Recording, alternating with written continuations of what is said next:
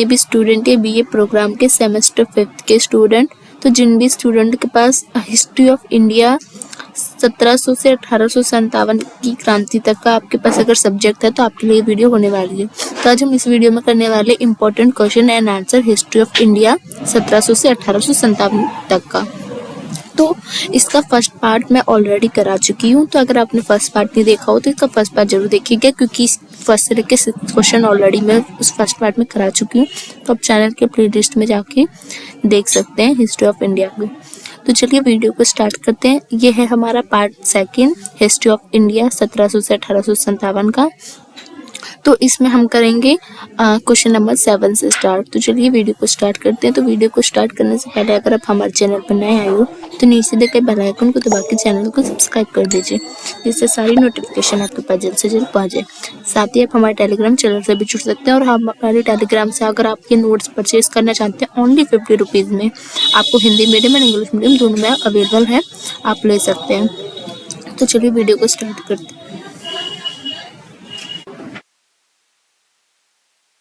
तो हमारा question number 7 है कि भारत में 18वीं शताब्दी में औपनिवेशिक काल में पारंपरिक हस्तशिल्प उद्योग के पतन का और विउद्योगीकरण के कारण बताइए। मतलब 18वीं शताब्दी में जब औपनिवेशिक काल था, अंग्रेजों का राज था कॉलोनियल पीरियड्स में, तो उस समय क्या हो रहा था, औद्योगिकरण आ रहा था, मशीनीकरण आ गई थी, इंडस्ट्रियलाइजेशन हो गया था।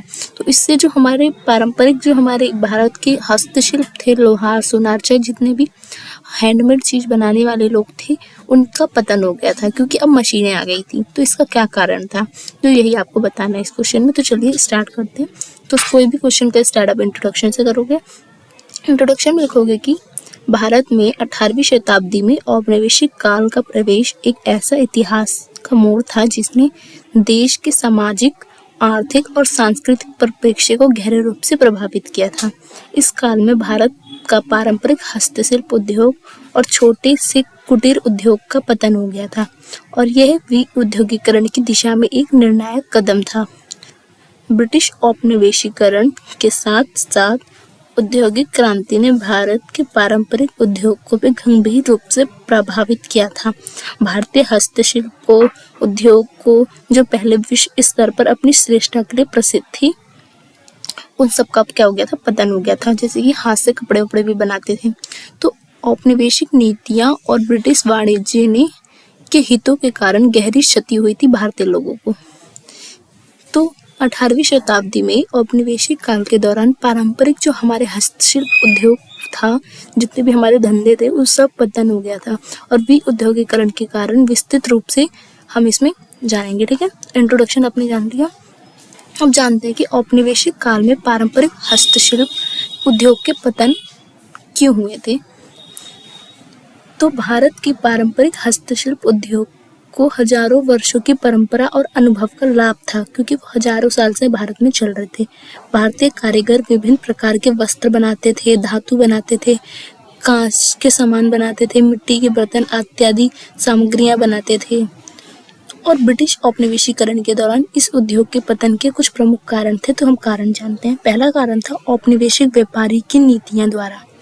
मतलब ब्रिटिश सरकार ने अपने व्यापारी हितों को प्राथमिकता दी। मतलब उनके जो व्यापारी थी, उनकी मशीनीकरण थी, उसको ज्यादा मतलब प्रायोरिटी दी। तो भारतीय हस्तशिल्प उद्योग एक एकाधारिक स्थापित करने का प्रयास किया। भारत में ब्रिटिश वाणिज्य वस्तुओं को बढ़ावा दिया गया, और जबकि पारंपरिक हस्तशिल्प जो प्रोडक्ट थे,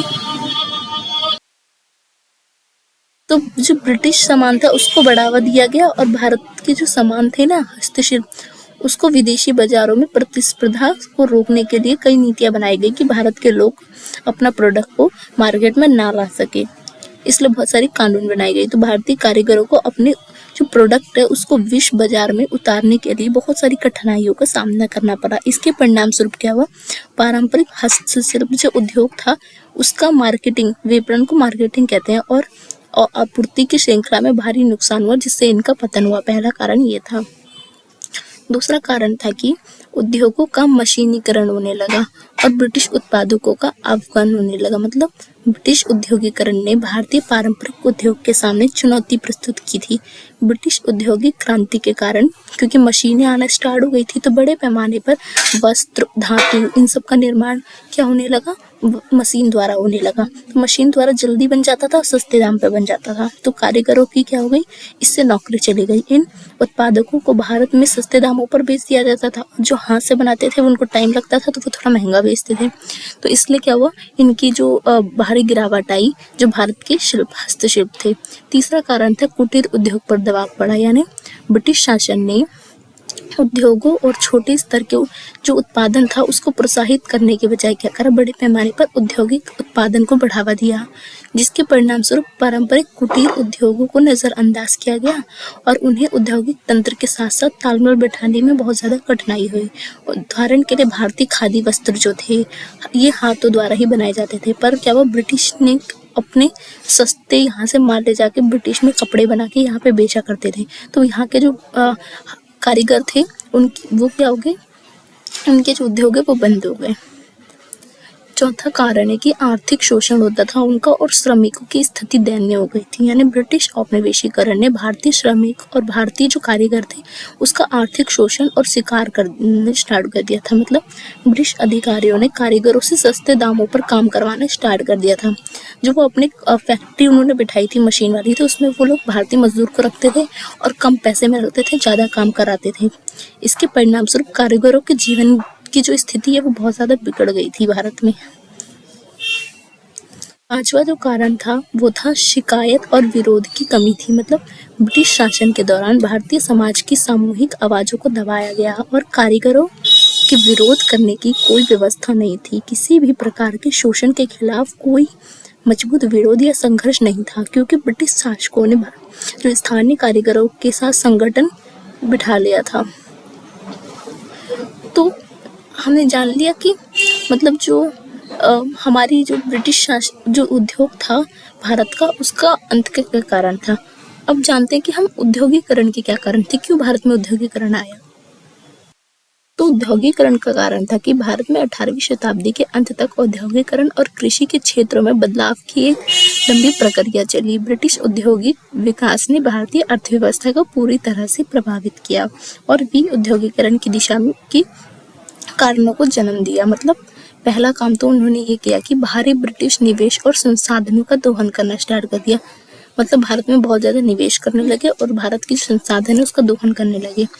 मतलब ब्रिटिशों ने भारत में भारी निवेश किया और भारतीय संसाधनों का दोहन किया। उन्होंने भारतीय कच्चे माल का उपयोग किया और औद्योगिक मशीनों से विकसित करने के लिए कोशिश किया, लेकिन इस प्रक्रिया में भारतीय कारीगरों और श्रमिकों को लाभ नहीं हुआ और भारतीय खनिज, कपास और अन्य प्राकृतिक संसाधनों को ब्रिटिश उद्योग में भेज दिया गया, जबकि भारत में इन संसाधनों का मूल्यवर्धन नहीं किया गया। भारत के संसाधन को सस्ते दाम पे क्या करा जाता था, ब्रिटिश ले जाया जाता था, वहाँ से माल बना के यहाँ बेचा जाता था। इस यहाँ से भारत के कारीगरों को भी नुकसान हो रहा था और साथ में इस जो हमारे संसाधन ले जा रहे थे उसका सही मूल्य भी नहीं दे रहे थे वो लोग। दूसरा कि ब्रिटिश उद्योग का प्रतिस्पर्धा मतलब कंपटीशन था ब्रिटिश और भारतीय प्रोडक्ट में। यानी ब्रिटिश उद्योगों ने भारत के पारंपरिक कारीगरों से बने जो प्रोडक्ट थे उसको क्या कर दिया गया, प्रतिस्थापित कर दिया गया। यानी वस्त्र उद्योग, धातु, इन सब का उपयोग और निर्माण उद्योग के जो है वो ब्रिटिश करने लगी थी, ठीक है, और सस्ते दाम पे वो बेचने लगी थी। तो भारतीय बाजार में इन वस्त्रों की मांग बढ़ी क्योंकि सस्ते दाम पे लोग खरीदना चाहते हैं और हस्तशिल्प जो है वो क्या हुआ, उसके नुकसान हो गया इसमें। तीसरा, श्रम की स्थिति में भी बदलाव आ गया। तो औद्योगिकरण के साथ भारत में श्रम की स्थिति में बदलाव आया। अब क्या हुआ, अब तक छोटे स्तर पर काम करने वाले जो मजदूर थे वो कारखानों और उद्योगों में काम करने के लिए मजबूर किया गया था। पर क्या हुआ, ब्रिटिश औद्योगिकरण के परिणाम स्वरूप क्या हुआ, भारत में कई कारीगरों को बेरोजगार होना पड़ा। क्यों? क्योंकि इनका पारंपरिक उद्योग बंद हो गया और बड़े कारखानों और मिलों में काम करने लगे। तो श्रम की स्थिति में बदलाव, पहले यही भारत के कारीगर लोग खुद का काम करते थे, खुद का कारीगरी का सामान बना के बेचते थे, पर इनका धंधा बंद होने के कारण इनको क्या करना पड़ा, अब नौकरी करना पड़ा ब्रिटिशों के पास, ब्रिटिशों के कारखानों में। चौथा की शेयरधारिता और विदेश पूंजी निवेश, यानी ब्रिटिश साम्राज्य ने अपने औद्योगिक विकास के लिए भारत में विदेशी पूंजी का निवेश किया, क्योंकि वो कंपनी भारत में बहुत ज़्यादा निवेश कर रही थी। इस निवेश ने भारतीय उद्योगों के विकास में योगदान बिल्कुल भी नहीं दिया। देखिए, आज हम कहते हैं ना, बाहर की कंट्री हम पे वो निवेश करे तो फायदा होगा, पर इससे कोई फायदा नहीं हुआ था उस समय, बल्कि इसने भारतीय संसाधनों का शोषण ही किया था। इसके अलावा विदेशी पूंजी निवेश ने भारतीय श्रमिकों की कीमत को भी घटा दिया था, क्योंकि ये लोग सस्ती मजदूरी कराते थे, कम पैसा देते थे मजदूरी का अपने कंपनी में। और पांचवा कारण है कि नए व्यापारिक मार्गों का निर्माण किया गया था। तो ब्रिटिश शासन ने नए व्यापारिक मार्गों और सड़कों का निर्माण कराया, लेकिन ये व्यापारिक मार्ग भारतीय कारीगरों और छोटे उद्योगों के लिए लाभकारी नहीं थे। इन मार्गों का उपयोग मुख्य रूप से ब्रिटिश माल की आवाजाही के लिए किया गया था, जिससे भारतीय जो प्रोडक्ट है उसकी उपेक्षा की जाए, उससे मतलब तुलना करने के लिए। तो निष्कर्ष के तौर पे आप लिखोगे कि 18वीं शताब्दी में भारत में उपनिवेशिक काल के दौरान पारंपरिक जो हस्तशिल्प उद्योग था उसका पतन हो गया था, और विउद्योगीकरण के कारण ये पतन हुआ था। ठीक है, तो उनके औद्योगिक हित और भारतीय कारीगरों और श्रमिकों के शोषण से जुड़ा हुआ था ये विउद्योगीकरण। ठीक है, तो ब्रिटिश औद्योगिकरण ने भारतीय कुटीर उद्योग को नष्ट कर दिया था। जो छोटे छोटे कारीगर था उसकी नौकरी छिन गई थी। भारतीय कारीगरों के पारंपरिक कौशल कमजोर हो गया था, क्योंकि मशीन आ गई थी, और हमारे संसाधन का भी शोषण कर रहे थे, क्योंकि सस्ते दाम पे वो लोग ले जाके हमें बेच रहे थे, वापस बना के लाके। तो इस दौरान भारतीय समाज और भारतीय संस्कृति को गहरे रूप से प्रभावित किया था ब्रिटिशों ने, और भारतीय अर्थव्यवस्था का भी नुकसान पहुंचाया था। ठीक है, तो आई होप आपको ये क्वेश्चन अच्छी तरह से समझ आए हो। तो हम चलते हैं हमारे नेक्स्ट क्वेश्चन पे। हमारा नेक्स्ट क्वेश्चन है कि भारत में 18वीं शताब्दी में वाणिज्यकरण या कृषि व्यवसायीकरण के पीछे के क्या कारण थे। तो चाहे वाणिज्यकरण कहे चाहे कृषि का व्यापारीकरण कहे, दोनों आपका मतलब एक ही होता है। या यही क्वेश्चन अथवा में पूछे तो ऐसा पूछेगा कि भारत में 18वीं शताब्दी में कृषि एवं कृषि समाज पर पड़े प्रभाव की चर्चा कीजिए। तो भारत में 18वीं शताब्दी पे जो हमारा भारत का कृषि समाज था उस पर क्या प्रभाव पड़ा था, इसकी चर्चा कीजिए। या तो भारत में 18वीं शताब्दी में वाणिज्यकरण क्या था, उसकी के पीछे के क्या कारण थे वो बताइए। तो चलिए स्टार्ट करते हैं। तो इंट्रोडक्शन से देखिए तो 18वीं शताब्दी में भारत में कृषि और वाणिज्य का पारंपरिक ढांचा धीरे धीरे बदलने लगा था। विशेषकर ब्रिटिश साम्राज्य के तहत वाणिज्यकरण और कृषि के व्यवसायीकरण की प्रक्रिया में महत्वपूर्ण बदलाव आए थे। वाणिज्यकरण का मतलब था कि व्यापार और वाणिज्य के लिए कृषि उत्पादनों का उत्पादन करना, जिससे कृषि का मुख्य उद्देश्य अब केवल घरेलू उपयोग नहीं था, बल्कि बाजार में बेचने और लाभ कमाने के रूप में बदल लिया गया था। तो ब्रिटिश औपनिवेशिक नीतियों ने भारतीय कृषि के व्यवसायीकरण का में बहुत भूमिका निभाई थी। अब तो मैं शॉर्ट में बताऊं तो ये क्या होता है। तो शॉर्ट में बताऊं तो पहले जो भारत के कृषि लोग थे वो अनाज जो उगाते थे वो किस लिए उगाते थे, वो अपने खाने के लिए उगाते थे, क्योंकि भारत की अर्थव्यवस्था कृषि आधारित है। ठीक है, बेचने के लिए नहीं उगाते थे इतना। पर क्या किया गया, अब इन्होंने इनको लालच दे दिया, क्या कर दिया, अब कहने लगे कि आप जो अनाज उगा रहे हो वो ये अनाज ना उगाओ, वो दूसरे अनाज के नाम बताने लगे, वो उगाओ, और उस अनाज को वो बेचने की बात करने लगे। तो जो वही किसान जो पहले अपने लिए उगाता था अब वो बेचने के लिए उगा रहा है। तो इसी को कहते हैं कि जो कृषि का व्यवसायीकरण हो गया था। ओके, तो वाणिज्यकरण या कृषि का व्यापारीकरण क्या है जानते हैं। तो जो ब्रिटिश औपनिवेशिक नीतियों द्वारा क्या हो रहा था, ये जो आपका 18वीं शताब्दी में वाणिज्यकरण और कृषि का व्यापारीकरण थे उसके क्या कारण थे। तो उसमें जो उसके पहला कारण जो है वो ब्रिटिश औपनिवेशिक नीतियां थी, यानी ब्रिटिश शासन ने भारत की कृषि और जो व्यापारिक संरचना था उसको अपने आर्थिक हितों के अनुकूल ढालने का प्रयास किया है। औपनिवेशिक शासन ने भारतीय कृषि को पहले से अधिक व्यावसायिक और बाजार आधारित बना दिया। ब्रिटिश सरकार ने भारतीय किसानों को उन कृषि उत्पादकों की ओर रुख किया है जिन्हें यूरोपीय बाजारों में बेचा जा सकता है, जैसे कि ऊन, सूती कपड़ा इत्यादि। इसके परिणाम स्वरूप किसानों ने उन फसलों का उत्पादन बढ़ाया जो उन्हें ब्रिटिश व्यापारियों को बेचना था, न कि अपनी घरेलू जरूरतों के लिए। कारण था कि नकदी फसलें और उनका उत्पादन, यानी ब्रिटिश साम्राज्य ने भारतीय किसानों से उस समय लोकप्रिय जो नकदी फसलें थे जैसे अफीम, रेशम, काली मिर्च, कपास, जूट, ये सब को उगाने की मांग की। इन नकदी फसलों का उत्पादन अब केवल घरेलू उपयोग के लिए नहीं बल्कि यूरोपीय बाजार में बिक्री के लिए किया जाने लगा था। और ये बदलाव हुआ कृषि की पारंपरिक जो प्रगति बदल दी, क्योंकि पहले लोग अपनी चावल, गेहूं ये सब उगाते थे। उनको क्या जरूरत था अफीम, रेशम, काली मिर्च उगाने की? तो और वो उगाते भी थे तो अपने खाने के लिए बस उगाते थे। तो बट फिर क्या हुआ, अब ये लोग कंपनी को बेचने के लिए उगाने लगे, तो उनकी जो जो पारंपरिक जो थी ना कृषि, वो बदल गई, अब बाजार आधारित बन गई। अब आपको ये समझ आया हो।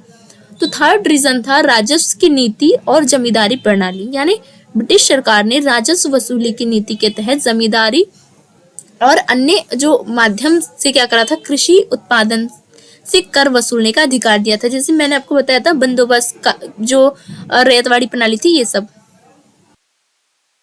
तो इसके परिणाम स्वरूप क्या हुआ, जमींदारों को अधिकतम राजस्व प्राप्त करने के लिए किसानों को नकदी फसलों की ओर प्रेरित किया, जिससे कृषि के व्यवसायीकरण को बल मिला। मतलब क्यों? क्योंकि फिर जमींदारी वगैरह से ज्यादा कर वगैरह लेते थे, तो इन लोगों को फिर ब्रिटिश के लिए ये सब फसलें उगानी पड़ी, तो इसका व्यवसायीकरण हो गया। तो ब्रिटिश सरकार की इस नीति ने केवल ब्रिटिश साम्राज्य के हितों की पूर्ति नहीं की बल्कि भारतीय किसानों पर इसका गलत और प्रतिकूल प्रभाव पड़ा। चौथा जो कारण था वो था नौसैन्य और औद्योगिक के प्रभाव, यानी ब्रिटिश औद्योगिक क्रांति और नौसैनिक विस्तार हुआ था। जो एक देश से दूसरे देश में जाते थे ना नदी के जरिए, बोट के जरिए, तो भारतीय बाजारों को विदेशी वस्त्र और व्यापार के लिए खोला गया और भारतीय किसानों से कृषि उत्पादन की मांग बढ़ी। लेकिन भारतीय कृषि उत्पादन की मूल्य वृद्धि और उत्पादन में स्थिरता की कोई व्यवस्था नहीं थी। इसके बजाय ब्रिटिश साम्राज्य ने भारतीय कृषि उत्पादकों को अपनी वस्त्र उद्योग और अन्य औद्योगिक उत्पादकों के लिए कच्चा माल प्रदान करने के रूप में देखा। तो फिर उन्होंने क्या करा, यहाँ से कच्चा माल ले जाते थे, वहां पे फिर बनाते थे, मैन्युफैक्चर करते थे, फिर वापस लाते थे और उसे महंगे दाम पे बेच देते थे। तो पैसा तो कहाँ जाता था, ब्रिटिश में ही जाता था। पांचवा जो कारण था वो था भारतीय बाजार में यूरोपीय वस्त्रों की आपूर्ति, यानी ब्रिटिश औपनिवेशिक ने नीतियों ने भारतीय किसानों को सूती, कपास जैसे उत्पादकों का उत्थान करने के लिए प्रेरित किया, जिससे यूरोपीय वस्त्र उद्योग के लिए कच्चा माल उपलब्ध हो। भारत के विभिन्न हिस्सों में भारतीय किसानों को एक दिशा में खेती करने के लिए विवश किया गया, जिसके कारण भारतीय कृषि की पारंपरिक विविधता समाप्त हो गई और एक तरफा फसल उत्पादन करने की इसको बढ़ावा मिला।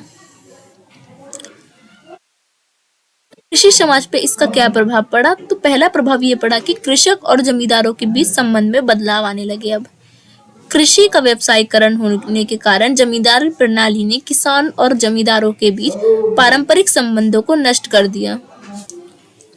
पहले किसान अपनी जरूरतों के लिए कृषि करते थे, लेकिन अब क्या करने लगे, किसान मुख्य उद्देश्य उनका रहता था नकदी फसलों का उत्पादन करना, उगाना, जो बाजार में बिक सके। तो पहले वो खुद के लिए करते थे, अब वो बाजार के लिए करते थे। इससे किसानों की आर्थिक स्थिति पर दबाव पड़ा, क्योंकि उन पर दबाव था एक, क्योंकि वे अब अपनी कृषि से अधिक राजस्व प्राप्त करने के लिए क्या कर रहे थे, मजबूर थे। तो जमींदारों द्वारा किसानों से अत्यधिक कर वसूलने की प्रवृत्ति बढ़ गई, जिससे कृषि समाज पर गंभीर प्रभाव पड़ा। एक तो ये लोग देखो, उनकी ब्रिटिशों की फसल उगा रहे हैं और फसल उगाने का टैक्स भी दे रहे हैं, और इनको कोई फायदा भी नहीं होता था, मजदूरी भी इनकी लगती थी, तो इनकी दयनीय स्थिति हो गई थी। दूसरा प्रभाव पड़ा था कृषि समाज में विभाजन हो गया था, यानी कृषि के व्यवसायीकरण ने कृषि समाज में विभाजन उत्पन्न किया था। अब केवल उन किसानों के पास पर्याप्त संसाधन और भूमि थी जो नकदी फसलों का उत्पादन करने में सक्षम थे, जबकि छोटे और निर्धन किसानों का कर्ज में वो डूबते चले गए थे और उनका अपना जीवन यापन बहुत ज्यादा कठिन होने लग गया था। विशेष रूप से गरीब और भूमिहीन मजदूरों की स्थिति और भी खराब हुई थी। इस परिवर्तन ने भारतीय समाज में असमानता को बढ़ावा दिया था और किसान वर्ग को और अधिक उत्पीड़न और शिकार वाला हो गया था। तो किसान वर्ग गरीब के रूप में देखने जाने लगे थे। तीसरा प्रभाव पड़ा कि कृषि में श्रमिकों की स्थिति में बदलाव आ गया। कृषि के व्यवसायीकरण के परिणाम स्वरूप भारतीय किसानों को अब पहले से अधिक श्रमिक की आवश्यकता होती थी, क्योंकि ज्यादा फसल उगाते थे तो काम करने के लिए खेत में ज्यादा लोग चाहिए होता था। तो ब्रिटिश साम्राज्य ने कृषि उत्पादक की जो व्यवसाय के तहत बड़ी संख्या में श्रमिकों पर काम पे लगाया, क्योंकि एक उतने बड़े खेत में एक जना आप काम नहीं कर सकते। पहले तो खुद के उगाने के लिए उगाते थे, तो कम व्यक्ति खेती करते थे, क्योंकि कम उगाना होता था। अब ज्यादा उगाना होता तो ज्यादा मजदूरी चाहिए होते थे। तो इसने कृषि श्रमिकों की स्थिति में बदलाव किया। पहले जो भूमि पर काम करने वाले श्रमिक कृषि उत्पादन के लिए जिम्मेदार होते थे, वे अब व्यावसायिक फसलों के उत्पादन के लिए कम मजदूरी में ही काम करना उनको पड़ता था। मजबूरी हो गई थी उनकी। यह स्थिति उनकी भारतीय कृषि श्रमिकों के लिए बहुत ज्यादा प्रतिकूल बन गई थी, विनाशकारी बन गई थी। चौथा जो प्रभाव पड़ा वो पड़ा कृषि उत्पादकों की मूल्य वृद्धि और आर्थिक संकट, यानी कृषि का व्यवसायीकरण और नकदी फसलों का उत्पादन ने भारतीय किसानों के लिए लाभकारी नहीं साबित हुआ। ये जैसे जैसे नकदी फसलें बढ़ती गई, वैसे वैसे भारतीय समाज में खाद्य सुरक्षा की समस्या बहुत ज्यादा बढ़ने लग गई।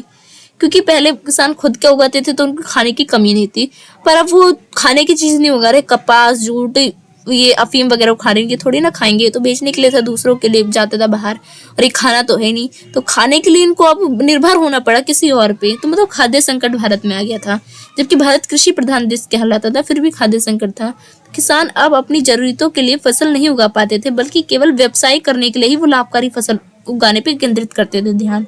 इससे खाद्य संकट उत्पन्न हो गया भारत में, और पारंपरिक खाद्य फसलों का उत्पादन बहुत ज्यादा घट गया। जैसे जो चावल, गेहूं भारत में पहले उगाई जाती थी, भारत को कृषि प्रधान देश कहा जाता था, अब वो क्या है, अब वो बेचने वाले सामान उगा रहा है, जिससे भूमि भी नष्ट हो रही है और इससे पेट भी नहीं भर रहा और खाद्य संकट भी आ रहा है। पांचवा प्रभाव पड़ा कृषि पर व्यापारी पर्यावरणीय प्रभाव भी हुआ। कृषि के व्यवसायीकरण के परिणाम स्वरूप कुछ कृषि उत्पादकों की बुरी तरह से अधिक खेती की गई, मतलब एक ही जगह पे बार बार खेती करी गई, उस जमीन को रेस्ट नहीं मिला। जैसे कपास, अफीम, ये सब नकदी फसलें जो उगाई जाती थी ना बार बार, जैसे कि ये एक सीजन की फसलें नहीं थी, ये हमेशा उगाते थे, तो फिर जमीन भी क्या होने लगी, जमीन में जो भूमि, जो खेती थी, वो अब उर्वरता की उसमें कमी आई, क्योंकि उसको कभी रेस्ट नहीं मिलता था। पहले क्या हुआ, भारत में मौसमी फसल उगाई जाती थी, हर मौसम में अलग अलग फसल उगाई जाती थी, तो इससे भूमि क्या थी, उपजाऊ रहती थी, उर्वरता रहती थी। पर अब उर्वरता में कमी आ गई, जिससे भूमि की उपजाऊ शक्ति में गिरावट आ गई। इसके परिणाम स्वरूप कई क्षेत्रों में मृदा कटाव, जलवायु परिवर्तन जैसे समस्या भी पैदा हो गई, जो भारतीय समाज में कृषि दोनों के लिए ही बिल्कुल हानिकारक साबित हुई। तो छठा प्रभाव पड़ा कि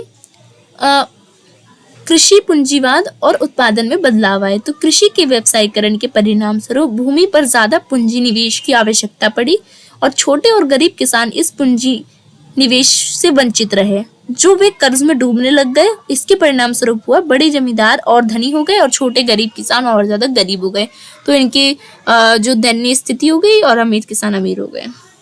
तो निष्कर्ष के तौर पर आप लिखोगे कि भारत में 18वीं शताब्दी के अंत तक वाणिज्यकरण और कृषि का व्यवसायीकरण एक गहरे सामाजिक और आर्थिक बदलाव की ओर इशारा करता है। ब्रिटिश औपनिवेशिक नीति ने भारतीय किसानों को नकदी फसल की ओर मोड़ा, जिसके कारण भारतीय कृषि पारंपरिक प्रगति बदल गई। जो पहले खुद के लोग आते थे वो बदल गई, अब दूसरों के लोग आ रहे हैं। इसके परिणाम स्वरूप हुआ कि कृषि समाज पे गहरा प्रभाव पड़ा, और जमींदारों के संबंध में आने से असमानता भी बढ़ने लग गई। जमींदार और अमीर होने लग गए, गरीब होने लग गए, इन लोगों के साथ भेदभाव होने लग गया। वाणिज्यकरण ने कृषि व्यवसायीकरण ने भारतीय समाज में असमानता, कर्ज और संकट ये सब डाल दिए, क्योंकि किसान अब क्या करते थे, जमींदारों से कर्ज लेते थे और वो उगाते थे। और हालांकि इस आर्थिक दृष्टिकोण से ब्रिटिश साम्राज्य के लिए ये लाभकारी था, लेकिन भारतीय समाज के लिए ये नकारात्मक था। लाभ तो हो रहा था व्यवसायीकरण से, पर किसका हो रहा था, ब्रिटिश का हो रहा था, भारतीय लोगों का नहीं हो रहा था। तो 18वीं शताब्दी के अंत तक भारतीय कृषि को एक नया रूप का ये प्रयोग औपनिवेशिक शोषण और किसान उत्पीड़न की गवाही देता है कि कैसे ब्रिटिशों ने किसान का शोषण किया। आई होप आपको ये क्वेश्चन समझ आ गया। अब हम चलते हैं हमारे क्वेश्चन नंबर 9 पे। हमारा क्वेश्चन नंबर 9 है कि भारत में 19वीं शताब्दी के सामाजिक धार्मिक सुधार आंदोलन में राजा राम मोहन राय, स्वामी दयानंद सरस्वती और आर्य समाज और तथा जो स्वामी विवेकानंद थे, उनका योगदान का वर्णन कीजिए। यानी 19वीं शताब्दी में जो समाज में बुराइयां थी उसको रोकने के लिए जो आवाज उठाई थी, आंदोलन की थी सामाजिक धार्मिक सुधार आंदोलन जिसे कहते हैं, उसमें राजा राम मोहन का, दयानंद सरस्वती का, आर्य समाज का, ब्रह्मा समाज का और स्वामी विवेकानंद के समाज का, इन सबका क्या योगदान रहा है ये आपको बताना है। यही क्वेश्चन अगर उल्टा करके पूछे तो पूछेगा भारत में 19वीं सदी के सुधारवादी आंदोलन में सामाजिक धार्मिक सुधार आंदोलन का अवलोकन करें। तो अब ये सिंपल सा पूछ लिया कि 19वीं शताब्दी में सामाजिक जो धार्मिक आंदोलन हुए थे वो क्या थे। तो उसमें इन सबका कंट्रीब्यूट था स्वामी विवेकानंद का, दयानंद सरस्वती का, राजा राम मोहन राय का। तो इन सबका कंट्रीब्यूट था, तो इसमें ये लिखोगे, इसमें ये लिखोगे, तो मतलब दोनों क्वेश्चन एक ही है।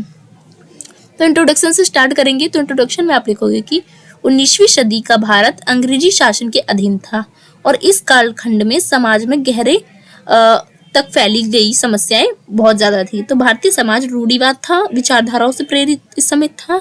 अंधविश्वास, जातिवाद, बाल विवाह, सती प्रथा, विधवा का पुनर्विवाह नहीं किया जाता था जैसी बहुत सारी सामाजिक बुराइयां इस समय 19वीं शताब्दी में भारत में जकड़ गई थी। इसके अलावा धार्मिक अंधविश्वास, कर्मकांड का बोलबाला बहुत ज्यादा बढ़ गया था 19वीं शताब्दी में, क्योंकि ब्रिटिश ने फूट डाल दी थी। समाज में जागरूकता और शिक्षा की भी बहुत ज्यादा कमी थी। इस दौर में कई भारतीय सुधारकों और विचारकों ने समाज में सुधार लाने का बड़ा कदम उठाया।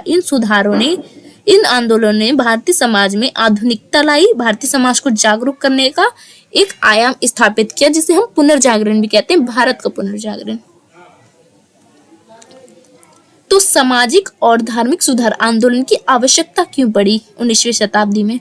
19वीं सदी में भारतीय समाज में फैली कुरीतियां, अंधविश्वास ने विकास को अवरुद्ध कर रहा था। मतलब विकास करने में भारतीय लोगों का एक कड़ी बन रहा था, एक बाधा बन रहा था। उसमें जातिगत भेदभाव शामिल था, महिला की दयनीय स्थिति हो गई थी, बाल विवाह जैसी प्रथा थी, सती प्रथा थी, विधवा का पुनर्विवाह नहीं होने दिया जाता था।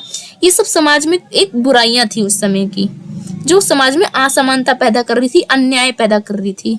तो धार्मिक क्षेत्र में कर्मकांड, मूर्ति पूजा, अंडम्ब्रो, इन सब ने क्या करा, बहुत ज्यादा अंधविश्वास फैल गया था और ऐसे इस समाज को सुधारक और धार्मिक सुधार की आवश्यकता लोगों में महसूस हुई कि अब समाज में क्या करना है, हमें सुधार करना है। तो समाज में प्रगतिशील बदलाव आ सके और लोगों जो है वो जागरूक हो सके, संचार के माध्यम से संचार हो सके। इस दौर में राजा राम मोहन राय ने, ब्रह्मा समाज से स्वामी दयानंद सरस्वती ने, आर्य समाज से स्वामी विवेकानंद ने, ईश्वर चंद्र विद्यासागर, ये सब कौन थे? ये सब समाज सुधारक थे।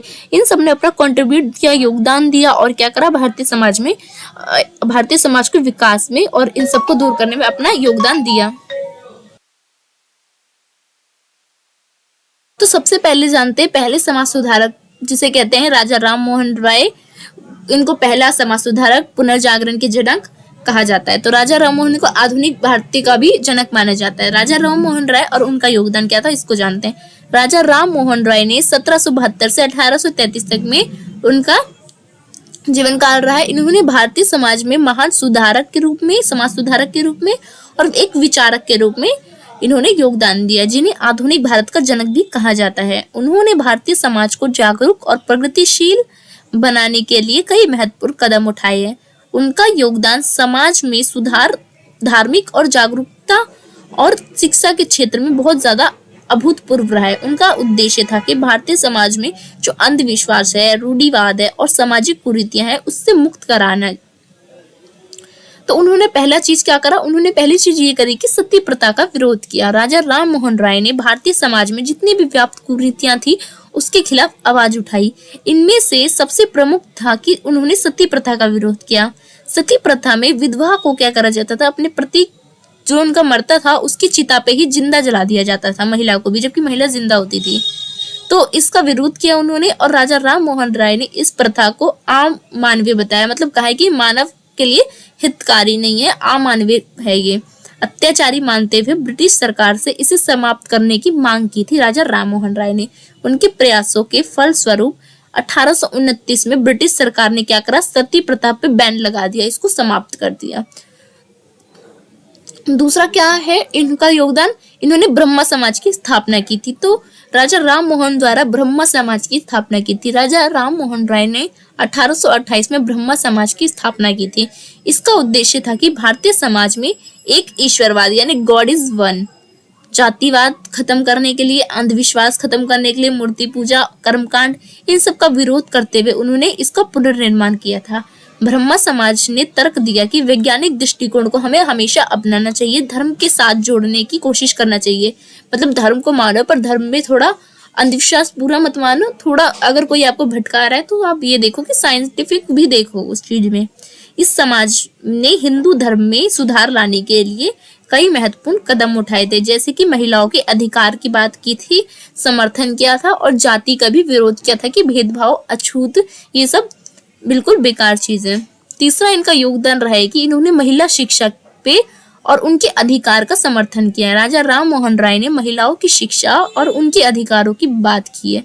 उन्होंने महिलाओं के अधिकारों की रक्षा के लिए आवाज उठाई है, खासकर विधवाओं के पुनर्विवाह में और शिक्षा के अधिकार को उन्होंने लेकर सामने आए थे। उन्होंने हिंदू धर्म के परंपरागत दृष्टिकोण को चुनौती दी है और महिलाओं को समाज में समान स्थान देने के लिए प्रयास किया है। चौथा इनका योगदान है कि इन्होंने धार्मिक जागरूकता और तर्कसंगत सोच को बढ़ावा दिया है। राजा राम मोहन राय ने धर्म और संस्कृति को एक वैज्ञानिक दृष्टि से देखने की कोशिश की है। वे भारतीय समाज में अंधविश्वास, मूर्ति पूजा के खिलाफ थे और उन्होंने समाज में ये तर्क दिया है कि वैज्ञानिक दृष्टिकोण को बढ़ावा देने का प्रयास किया है कि वेदों उपनिषदों के जो विचार को मानते थे, लेकिन उन्होंने किसी प्रकार से भी मूर्ति पूजा अंधविश्वास का विरोध किया। वो कहते थे कि जो हमारे वेद उपनिषद है वो सही है, बट जो जो अंधविश्वास वाली चीजें है ना वो सब गलत है। पांचवा उन्होंने योगदान दिया पश्चिमी शिक्षा का, उन्होंने प्रचार किया। राजा राम मोहन राय ने पश्चिमी शिक्षा का प्रचार किया और इसे अपनाने का समर्थन भी किया। उन्होंने कहा कि पश्चिमी शिक्षा जो है ना वो भारतीय समाज को आधुनिक बनाने में विकास करेगा, क्योंकि ब्रिटिश शासन में भारतीय शिक्षा व्यवस्था में सुधार करने की मांग की गई थी। उनका मानना था कि भारतीय समाज की अंग्रेजी, गणित, विज्ञान और तर्कशास्त्र जैसी जो शक्ति है, ये जो शिक्षा है, इससे भारत विकास करेगा और ये अंग्रेजी शिक्षा, गणित की शिक्षा, विज्ञान की शिक्षा, तर्कशास्त्र शिक्षा, ये सब अंग्रेजी शिक्षा में, तो इसलिए उन्होंने पश्चिमी शिक्षा का सपोर्ट किया था। तो दूसरे समाज सुधारक है स्वामी दयानंद सरस्वती और इनका आर्य समाज। तो स्वामी दयानंद सरस्वती जो है वो 1824 से 1883 तक रहे थे। भारतीय समाज के महान संत थे, समाज सुधारक थे और धार्मिक विचारक थे ये।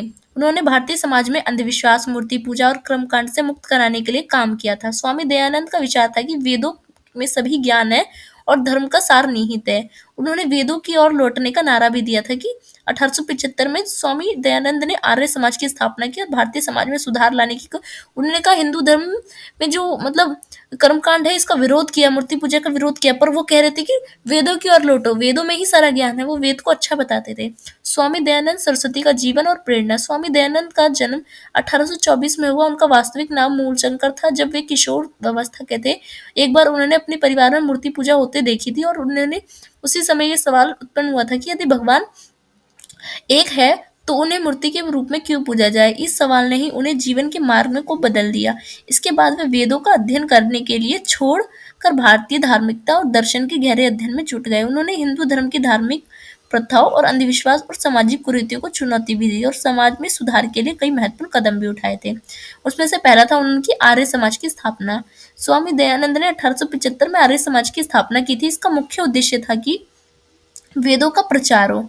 स्वामी दयानंद का मानना था कि वेदों में ही सच्चा ज्ञान और धर्म है, इसलिए उन्होंने वेदों के सिद्धांत को समाज में फैलाने का कार्य किया। वे मानते थे कि समाज में को अंधविश्वास और कर्मकांड से मुक्त कराना चाहिए और केवल वेदों के सिद्धांत पर आधारित धर्म का पालन ही करना चाहिए और कर्मकांड नहीं करना चाहिए, क्योंकि वेदों में कर्मकांड नहीं है। समाज सुधार के रूप में उन्होंने आर्य समाज ने भारतीय में व्याप्त जितनी जातिवाद थी, उच्च नीच ब्राह्मणवादी व्यवस्था थी, उसका विरोध किया। इसने सामाजिक समानता, एकता और तात्विक दृष्टिकोण को भी बढ़ावा दिया। इन्होंने महिलाओं के अधिकार पर भी बात की। स्वामी दयानंद ने महिलाओं के अधिकार का समर्थन किया और उन्हें समाज में दर्जा दिलाने की वकालत की। उन्होंने विधवा पुनर्विवाह और जो महिलाओं की शिक्षा थी उस पर भी सपोर्ट किया था और इन्होंने धर्म में भी सुधार किया था। उन्होंने मूर्ति पूजा, अंधविश्वास, तंत्र मंत्र का विरोध करते हुए स्वामी दयानंद का मानना था कि धर्म को तर्क और विवेक के आधार पर समझना चाहिए, बल्कि अंधविश्वास और कर्मकांड के आधार पर नहीं समझना चाहिए। तीसरा, स्वामी दयानंद का जो धार्मिक दृष्टिकोण था वो ऐसा था कि स्वामी दयानंद का धर्म के प्रति जो दृष्टिकोण था वो एक ईश्वरवाद पे था कि ईश्वर क्या है, एक ईश्वर है। वे मानते थे कि भगवान केवल एक है और उसका कोई रूप नहीं है। निगुण भक्ति। वेदों में दी गई शिक्षा और ज्ञान को एक ही सर्वोत्तम माना है। उन्होंने कहा है कि अगर जो कुछ ज्ञान है तो वेदों का ज्ञान ही सर्वोच्च है। वे मूर्ति पूजा के खिलाफ थे पर वेदों का सपोर्ट करते थे और पाखंड बताया था मूर्ति पूजा को। उनका मानना था कि केवल वेदों में ही सर्वश्रेष्ठ सत्य और ज्ञान है, तो वेदों को पढ़ना चाहिए। हर व्यक्ति को अपने जीवन में वेद के सिद्धांत का पालन करना चाहिए, वो कहते थे। स्वामी दयानंद का समाज सुधारक में योगदान भी रहा है। स्वामी दयानंद ने भारतीय समाज में कई सुधार किए हैं और कई सामाजिक कुरीतियां का विरोध किया। उनके द्वारा किए गए प्रमुख योगदान में पहला जातिवाद का विरोध किया। उन्होंने समाज में जातिवाद, ऊंच नीच की भावना का उन्होंने विरोध करा और मनुष्य को समान अधिकार और देने की उन्होंने वकालत की। उन्होंने सती प्रथा, बाल विवाह का भी विरोध किया। उन्होंने बाल विवाह, विधवा के पुनर्विवाह, इन सब के लिए बहुत ज्यादा संघर्ष किया। उन्होंने विद्या का प्रचार किया। स्वामी दयानंद ने शिक्षा के महत्व को बहुत ज्यादा समझा और उन्होंने कहा कि जो भारतीय संस्कृति की शिक्षा है ना, जो वेदों की शिक्षा है, उसको देने का प्रयास करना चाहिए। स्वामी दयानंद और उनका आर्य समाज का प्रभाव ये पड़ा कि स्वामी दयानंद और उनका आर्य समाज ने भारतीय समाज में एक नई चेतना संचार किया और उनके जो विचार और कार्य ने भारतीय समाज को प्राचीन धार्मिक परंपरा और कुरीतियों से बाहर निकालकर एक नया दृष्टिकोण भी प्रदान किया। उन्होंने भारतीय समाज में वेदों सिद्धांत के आधार पर जीने की उन्होंने प्रेरणा दी और समानता, भाईचारे पर उन्होंने जोर दिया था। तीसरा जो समाज सुधारक थे, वो जो संगठन था, वो था रामकृष्ण मिशन। रामकृष्ण मिशन की प्रसिद्ध धार्मिक और सामाजिक संगठन था, जिसकी जो स्थापना थी वो स्वामी विवेकानंद जी ने की थी 1897 में। ठीक है। ये मिशन स्वामी विवेकानंद के गुरु रामकृष्ण परमहंस के नाम पे थी और उनके सिद्धांतों पे थी, इसलिए उनका नाम रामकृष्ण मिशन रखा गया है। तो रामकृष्ण मिशन का मुख्य उद्देश्य था कि भारतीय समाज में धार्मिक, जो सांस्कृतिक और सामाजिक सुधार को फैलाना। यह संगठन आज भी विभिन्न सामाजिक धार्मिक कार्य के लिए बहुत ज्यादा प्रचलित है। ये शिक्षा के लिए, स्वास्थ्य के लिए, गरीब की सहायता के लिए, मानसिक शांति के लिए और योग के लिए बहुत ज्यादा प्रचार किया है इसने और फेमस भी है। रामकृष्ण मिशन की स्थापना स्वामी विवेकानंद ने की थी, रामकृष्ण परमहंस के जीवन के उपदेश के आधार पर। स्वामी विवेकानंद ने देखा कि भारतीय समाज में बहुत सारी कुरीतियां हैं, समाज में असमानताएं हैं, जिसके खिलाफ उनको कार्य करना है। तो वे रामकृष्ण परमहंस के जीवन से प्रभावित थे। उन्होंने ईश्वर एक है का नारा दिया था और सभी धर्मों की समानता की बात की थी। स्वामी विवेकानंद ने गुरुओं के उपदेश को फैलाने और समाज की सेवा के लिए रामकृष्ण मिशन की स्थापना की। रामकृष्ण मिशन का जो मुख्यालय है वो बेलूर मठ, पश्चिम बंगाल में स्थित है। ये मठ न केवल एक धार्मिक केंद्र बल्कि एक सामाजिक सेवा संगठन भी है, जो कि बहुत सारे सुधारात्मक कार्य करता है समाज के लिए। रामकृष्ण मिशन का उद्देश्य जो है, सिद्धांत, वो है कि रामकृष्ण मिशन जो है, उनके बहुत सारे सिद्धांत है। इसमें से पहला है धर्म की एकता। यानी रामकृष्ण मिशन का उद्देश्य है कि विभिन्न धर्मों के बीच एकता, भाईचारा बना रहे। विवेकानंद का मानना था कि धर्मों का मूल सत्य एक ही है। सभी का जो धर्म है, उन सबका मूल सत्य एक ही है कि धार्मिक एकता हमें इसलिए रखना चाहिए। समाज सुधार पे भी उन्होंने किया। मिशन जो है, उन्होंने समाज में व्याप्त कुरीतियां, जिसमें अंधविश्वास, सामाजिक सुधार, जातिवाद, इन सब का विरोध करते हुए उन्होंने समाज में सुधार किए हैं। मानवता की सेवा पे जोर किया। रामकृष्ण मिशन का मानना है कि भगवान हर व्यक्ति में, और जब हर व्यक्ति में तो हर व्यक्ति की सहायता करनी चाहिए, जैसे गरीब, असहाय, जरूरतमंद, इन सब की सेवा में हमें हमेशा लगना चाहिए और इनको भोजन, चिकित्सा सेवा, शिक्षा हमेशा प्रदान करनी चाहिए। शारीरिक और मानसिक विकास पे भी जोर देते हैं। रामकृष्ण मिशन के संस्थापक स्वामी विवेकानंद का मानना था कि शारीरिक और मानसिक दोनों प्रकार का विकास हमें हमारे जीवन के लिए जरूरी होती है, इसलिए रामकृष्ण मिशन ने शिक्षा को भी प्रसार किया है और शारीरिक योग के लिए भी करा है। मतलब वो दोनों को ही अच्छा मानते थे। योग और ध्यान का प्रचार किया उन्होंने। स्वामी विवेकानंद और योग के जीवन का उद्देश्य समझने और आत्मज्ञान प्राप्त करने का एक महत्वपूर्ण साधन मांगते थे योग को। मिशन ने योग का ध्यान और प्रचार के लिए आत्मशक्ति और शांति के मार्ग के रूप में भी प्रस्तुत किया। रामकृष्ण मिशन की गतिविधियां और कार्य क्या थे? रामकृष्ण मिशन अपने स्थापना के बाद कई सामाजिक और धार्मिक कार्य के लिए प्रसिद्ध था। शिक्षा का प्रचार के लिए फेमस था। रामकृष्ण मिशन ने बहुत सारे स्कूल, कॉलेज, शिक्षाएं खोली, जहां विद्यार्थियों को उच्च गुणवत्ता की शिक्षा दी जाती थी और बच्चों को मुफ्त शिक्षा दी जाती थी और छात्रवृत्ति, जिससे स्कॉलरशिप होती है, वो भी दी जाती थी। स्वास्थ्य सेवा में भी इन्होंने योगदान दिया। रामकृष्ण मिशन ने स्वास्थ्य सेवा में अब आज तक वो सक्रिय है। अस्पताल, स्वास्थ्य केंद्र के माध्यम से गरीब जरूरतमंद लोगों को वो चिकित्सा, मेडिकल फैसिलिटी देते हैं और वो अस्पताल, डिस्पेंसरी और चिकित्सा की स्थापना भी करते हैं, जहाँ पे जैसे कि कोई आपदा वगैरह आ जाती है तो गरीबों की भी सहायता करते हैं। रामकृष्ण मिशन हमेशा जरूरतमंदों की सहायता करता है। मिशन प्राकृतिक आपदाएं जो आती है ना, जैसे भूकंप, बाढ़, अन्य आपदा, तो उनको राहत दिलाने के लिए क्या करते हैं कि उस क्षेत्र में जाते हैं और उस क्षेत्र में खाना देते हैं, पानी देते हैं, लोगों को मेडिकल फैसिलिटी देते हैं और शेल्टर होम बनाते हैं उनके लिए। धार्मिक और सांस्कृतिक कार्यक्रम भी करते हैं। रामकृष्ण मिशन का उद्देश्य है कि योग कक्षा और ध्यान के सत्रों कार्यक्रम का आयोजन करना और इसके माध्यम से समाज में शांति फैलाना और आत्मज्ञान की प्राप्ति कराना। अंधविश्वास और कुरीतियों का विरोध करते हैं। ये रामकृष्ण मिशन भारतीय समाज में व्याप्त अंधविश्वास, मूर्ति पूजा और सामाजिक कुरीतियां के खिलाफ काम करते हैं। स्वामी विवेकानंद जो है, उनके दृष्टिकोण ये मानते हुए उन्होंने सामाजिक सुधार की बहुत सारी अभियान भी किए हैं। रामकृष्ण मिशन का वैश्विक प्रभाव ये पड़ा कि रामकृष्ण मिशन ने न केवल भारत में बल्कि पूरी दुनिया भर में भारतीय सांस्कृतिक और विचारों को फैलाने का कार्य किया है। इसके केंद्र में भारत के अलावा अन्य देशों में भी, जैसे अमेरिका, जापान, इंग्लैंड, ऑस्ट्रेलिया, इन सब में भी इसका प्रभाव देखने को मिलता है। दुनिया भर में सम्मान दिया है इन्होंने। निष्कर्ष के तौर पर लिखोगे कि 19वीं सदी के सुधार आंदोलन ने भारतीय समाज में जितनी भी व्याप्त कुरीतियां थी, अंधविश्वास था, उसको चुनौती देने का काम किया है और आधुनिकता की ओर कदम बढ़ाने के लिए प्रेरित भी किया है भारत को। राजा राम मोहन राय, स्वामी विवेकानंद, स्वामी दयानंद सरस्वती और अन्य समाज सुधारकों ने क्या करा, जागरूकता का संचार किया भारत में। इन आंदोलन ने भारतीय समाज में सुधार की नींव रखी और भारत में आधुनिकता की ओर ले जाने के लिए महत्वपूर्ण भूमिका भी निभाई। इन सुधार आंदोलन का प्रभाव हम आज भी देखते हैं समाज में, और इनका योगदान जो है भारतीय समाज और भारतीय धार्मिक और सांस्कृतिक विकास में अविस्मरणीय है, जो हमें हमेशा याद रहेगा। ओके, आई होप आपको ये क्वेश्चन समझ आया हो। हम चलते हैं हमारे क्वेश्चन नंबर 10 पे।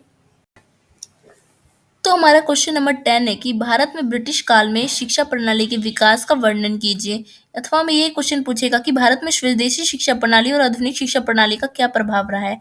तो अगर आप अंतर बताओगे तो अंतर में आप लिखो, सबसे पहले इंट्रोडक्शन से स्टार्ट करो कि ब्रिटिश शासन से पहले जो है वो भारत में क्या चलती थी, स्वदेशी शिक्षा प्रणाली मौजूद थी, जो हमारी संस्कृति के आधार पे थी, धरोहर पे, पारंपरिक ज्ञान और नैतिकता पर आधारित थी। पर भारत में जब गुरुकुल, मदरसे और पाठशालाओं के माध्यम से शिक्षा का प्रचार होता था तो इसी को स्वदेशी शिक्षा प्रणाली कहती थी। इन संस्थानों का उद्देश्य होता था कि अ, इनके माध्यम से समाज में नैतिकता, सांस्कृतिक मूल्य का विकास करा जाता था स्वदेशी शिक्षा प्रणाली के तहत। लेकिन जब ब्रिटिश शासन के दौरान जब अ, आधुनिक शिक्षा प्रणाली आई, ब्रिटिश शिक्षा प्रणाली आई, इसने आधुनिक पश्चिम शैली शिक्षा प्रणाली की शुरुआत हुई। तो अब हम जानेंगे इन दोनों के बीच में क्या अंतर है। तो सबसे पहले हमें स्वदेशी शिक्षा प्रणाली जानने की जरूरत है, जो हमारी भारत की शिक्षा थी। तो उसमें क्या था, तो ब्रिटिश शासन से पहले भारत में स्वदेशी शिक्षा प्रणाली दी जाती थी, जो मुख्य रूप से समाज की नैतिक, धार्मिक और सांस्कृतिक व्यवहारिक मूल्य पर आधारित थी। यह शिक्षा प्रणाली गुरुकुल में होती थी, मदरसे में होती थी, पाठशालाओं के माध्यम से संचालित होती थी, और इसका उद्देश्य होता था कि भारतीय समाज के अनुरूप संपूर्ण शिक्षा दे, जिसमें स्वदेशी शिक्षा प्रणाली की मुख्य विशेषताएं होती थी। उसमें पहली चीज होती थी कि गुरुकुल प्रणाली। गुरुकुल प्रणाली भारत में प्राचीन काल से ही बहुत ज्यादा प्रचलित शिक्षा का एक महत्वपूर्ण केंद्र रहा है। इसमें विद्यार्थी जो है वो अपने गुरुओं के साथ रहते थे और उनसे ज्ञान प्राप्त करते थे। इसमें अध्ययन के साथ साथ वो लोग अनुशासन सीखते थे, आत्मनिर्भरता सीखते थे, नैतिकता का विकास भी होता था। यहाँ धार्मिक शिक्षा के साथ साथ तर्क का ज्ञान दिया जाता था, दर्शन का ज्ञान दिया जाता, खगोल शास्त्र का ज्ञान दिया जाता था, चिकित्सा का ज्ञान दिया जाता था, योग का ज्ञान ज्ञान दिया जाता था, आयुर्वेद, तो सभी सब्जेक्ट पढ़ाए जाते थे। वहीं मदरसे और मकतब में भी क्या होता था, मुस्लिम समुदाय के बच्चे मदरसे और जो मकतब शिक्षा केंद्र में जाते थे। यहाँ इस्लाम धर्म और अरबी और फारसी भाषाएं तथा इस्लामी इतिहास का अध्ययन कराया जाता था। शिक्षा का माध्यम जो है वो उर्दू और फारसी होता था और धार्मिक शिक्षा पर विशेष रूप से जोर दिया जाता था। इसमें इसमें ज्यादा सब्जेक्ट नहीं होते थे। वहीं तीसरा होते थे पाठशालाएं। भारत के ग्रामीण और शहरी क्षेत्रों में पाठशालाओं का भी विशेष महत्व था। यहाँ गणित, व्यापारिक गणना, भाषा और व्यवहारिक कौशल की शिक्षाएं दी जाती थी। पाठशालाओं में अधिकतर शिक्षा स्थानीय भाषा में होती थी, जिससे हर व्यक्ति आसानी से ले लेता था, क्योंकि अगर आपकी भाषा में अगर आपको शिक्षा मिलेगी तो आप अच्छे से पढ़ पाओगे, तो वही प्रभाव होता था। चौथी चीज की स्थानीय भाषाओं का प्रयोग।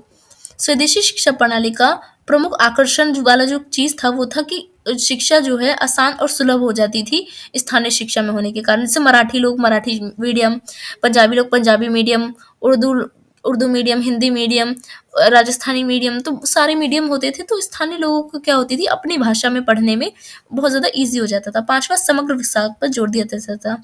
स्वदेशी शिक्षा प्रणाली का उद्देश्य होता था कि सिर्फ ज्ञान प्रदान करना नहीं था, बल्कि विद्यार्थियों को समग्र विकास भी करना था, पूरा विकास। इस प्रणाली में नैतिकता का उनको पाठ पढ़ाया जाता था, चरित्र निर्माण, सामाजिक जिम्मेदारी उनकी क्या है, आध्यात्मिक विकास पे भी जोर दिया जाता था, परमात्मा से आत्मा का मिलन की। छठवां, शिक्षा का वैधविद, यानी इस प्रणाली में शिक्षा का विषय भी बहुत ज्यादा होते थे। इसमें धार्मिक ग्रंथों के साथ साथ ये भी अध्ययन कराया जाता था कि सांस्कृतिक ज्ञान क्या है, कृषि कैसे की जाती है, शिल्प कला, चिकित्सा, ये सारे विषय विद्यार्थियों को दिया जाता था। इसमें छात्रों को न केवल सैद्धांतिक बल्कि व्यवहारिक मतलब प्रैक्टिकल भी कराए जाते थे। ऐसा नहीं कि पढ़ाया जाता था ओनली थ्योरीज में, बल्कि व्यवहारिक प्रैक्टिकल चीजें दिखाई जाती थी, कराई जाती थी और दैनिक जीवन में ये उपयोगी होती थी। सात्विक गुरु शिष्य संबंध स्ट्रांग होते थे। स्वदेशी शिक्षा प्रणाली में गुरु शिष्य का संबंध बहुत महत्वपूर्ण माना जाता था। गुरु को उच्च सम्मान और आदर दिया जाता था और शिष्य जो है वो आजीवन गुरु के प्रति निष्ठावान रहते थे। इस प्रणाली में व्यक्तिगत संपर्क और अनुभव के आदान प्रदान का विशेष महत्व होता था।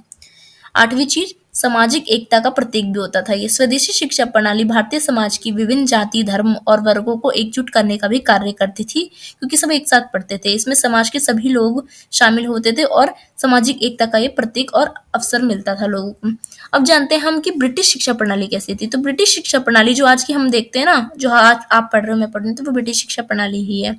ब्रिटिश शासन के दौरान भारत में एक नई आधुनिक शिक्षा प्रणाली की शुरुआत हुई। ये प्रणाली पश्चिम दृष्टिकोण और अंग्रेजी भाषा पर आधारित थी और इसका उद्देश्य था कि भारतीय समाज को ब्रिटिश प्रशासन और संस्कृति के अनुरूप बनाया जाए। इसलिए उन्होंने ये शिक्षा दी थी भारतीयों को। ब्रिटिशों ने भारतीयों को शिक्षा प्रणाली के बदलाव करते हुए अपने हितों के अनुरूप ढालने का प्रयास किया था। इस आधुनिक शिक्षा प्रणाली की शुरुआत जो है कुछ महत्वपूर्ण घटना और पहल की गई थी इसमें, जो भारतीय शिक्षा प्रणाली को गहराई से प्रभावित भी करती थी। उसमें पहली थी मैकाले की शिक्षा नीति। मैकाले जो है वो 1835 में लॉर्ड थॉमस मैकाले ने एक महत्वपूर्ण शिक्षा नीति का प्रस्ताव रखा था भारत में, जिसे मैकाले मिनट भी कहा जाता है।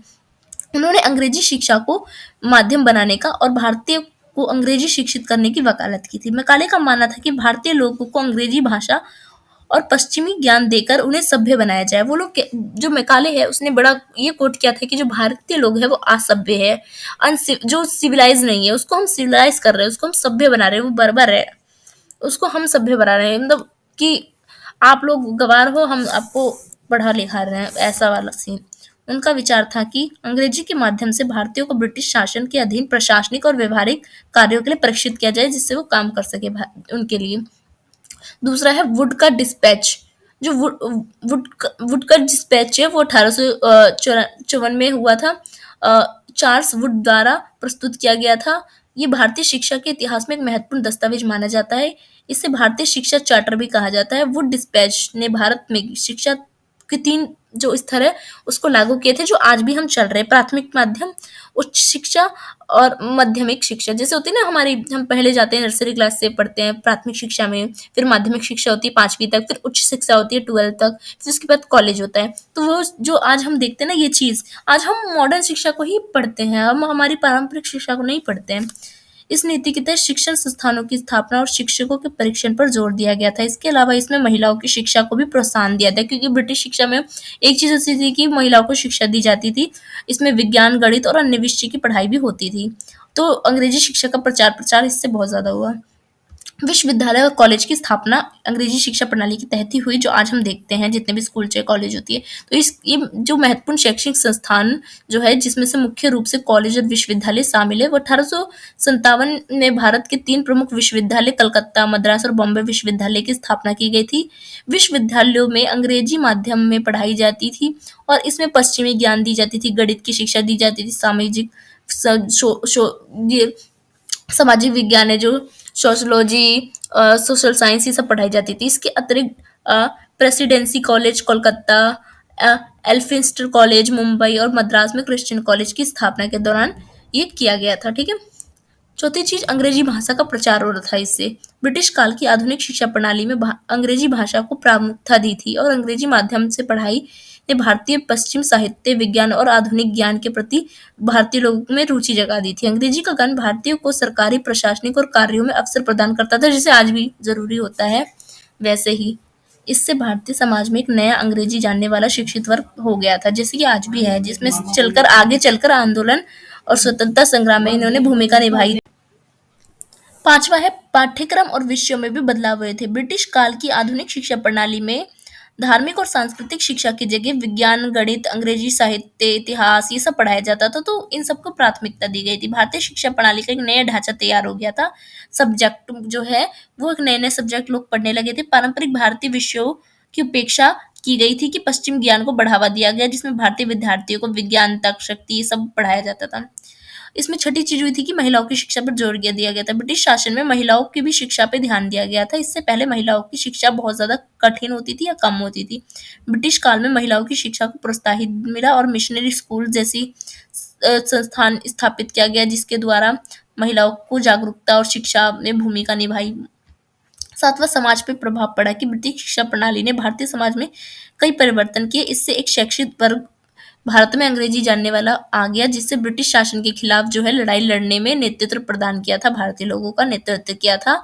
तो जो अंग्रेजी शिक्षा प्रणाली थी वो अंग्रेजों पर ही भारी पड़ गई थी, क्योंकि जब भारतीय लोग अंग्रेजी जानने लगे, समझने लगे, उनकी नीति समझने लगे, फिर उन्होंने इनके खिलाफ आंदोलन किया था। तो स्वदेशी और आधुनिक शिक्षा प्रणाली के बीच अंतर क्या है उसको भी जान लेते हैं। तो ब्रिटिश शासन से पहले भारत में स्वदेशी शिक्षा प्रणाली मौजूद थी, जो भारतीय समाज, सांस्कृतिक और धार्मिक मूल्य पर आधारित थी। वहीं जो ब्रिटिश शासन में जो नई शिक्षा प्रणाली आई थी, उसकी स्थापना पश्चिम दृष्टिकोण पर आधारित थी, जिसका अंग्रेजी भाषा केंद्रित होती थी। इन दोनों शिक्षा प्रणाली के माध्यम से विषय वस्तु और प्रभाव में कई अंतर भी देखे गए थे। वहीं स्वदेशी और आधुनिक शिक्षा प्रणाली के बीच बहुत सारे अंतर है। पहला है माध्यम का अंतर, दोनों का मीडियम अलग होता था। स्वदेशी शिक्षा प्रणाली जो होती थी, ये स्थानीय भाषा के आधार पर दी जाती थी, जैसे संस्कृत में दी जाती थी, पाली भाषा में दी जाती थी, प्राकृतिक में, उर्दू में, हिंदी में, मराठी में, मतलब जिसको जिस मीडियम में लेना होता था अपने क्षेत्रीय भाषा के आधार पर पढ़ता था। पर आधुनिक शिक्षा प्रणाली का जो मीडियम होता था वो इंग्लिश ही होता था।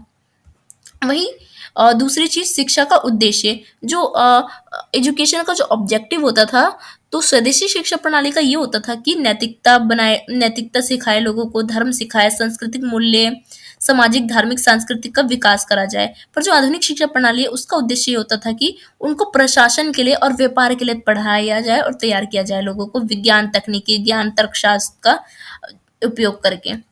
वहीं तीसरी चीज पाठ्यक्रम और विषय वस्तु में भी, सब्जेक्ट में भी जो है चेंजेस था। स्वदेशी प्रणाली शिक्षा जो था उसका जो सब्जेक्ट था उसमें कई सारे दार्शनिक का पढ़ाया जाता था, आयुर्वेद पढ़ाया जाता था, गणित पढ़ाया जाता था, ज्योतिष पढ़ाया जाता था, योग पढ़ाया जाता था, कला पढ़ाया जाता था, खगोल शास्त्र वगैरह पढ़ाए जाते थे। पर जो अंग्रेजी शिक्षा प्रणाली का सब्जेक्ट है उसमें क्या पढ़ाया जाता था, विज्ञान, गणित, समाजशास्त्र, अंग्रेजी साहित्य, इतिहास, इन सब पे बल दिया जाता था। ठीक है। तो शिक्षा का स्वरूप कैसा था, इसमें भी चेंज था।